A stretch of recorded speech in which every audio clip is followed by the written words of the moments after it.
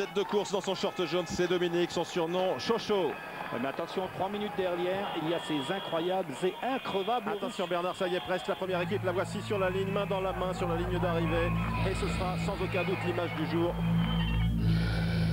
Mais il faut se rendre à l'évidence, plus que sous les feux des projecteurs.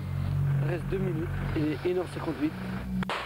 C'est encore sous les phares des voitures que commence chaque matin ce drôle de Tour de France. C'est vrai qu'il vaut mieux se lever tôt pour finir dans la journée ces étapes longues de 200 km à pied.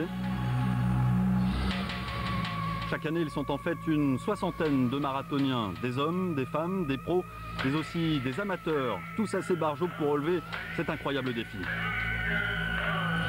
Imaginez 3000 km en courant à effectuer en seulement 15 petits jours pour autant d'étapes. Mais assurément, c'est dans les Alpes que va se disputer le duel au sommet entre la meilleure équipe française et celle de Russie. Aujourd'hui, a priori, ça a l'air d'être une mauvaise journée. On a 16 minutes de retard et je me tape le col pour essayer de rappeler le retard, mais ça va être dur. Hein.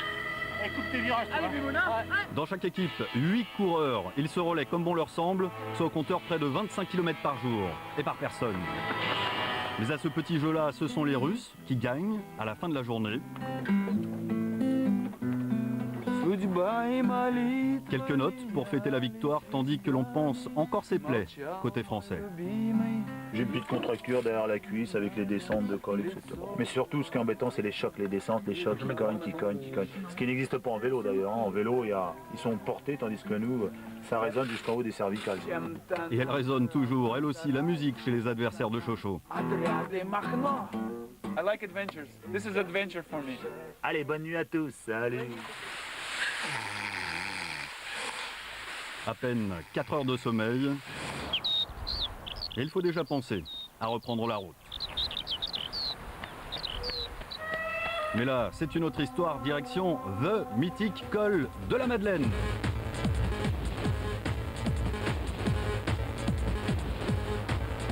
Ah, apparemment, changement de tactique. Dans chaque équipe, on a l'air de se relayer bien plus souvent.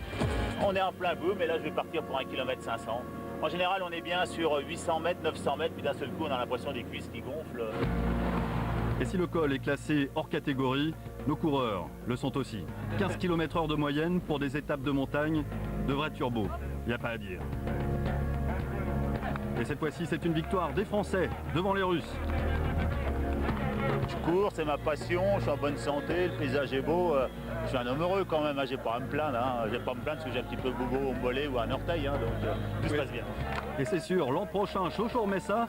Le Tour de France en courant, cela fait 13 ans que ça dure. Et chaque année, c'est quasiment la même chanson. Car j'étais sur la route toute la journée.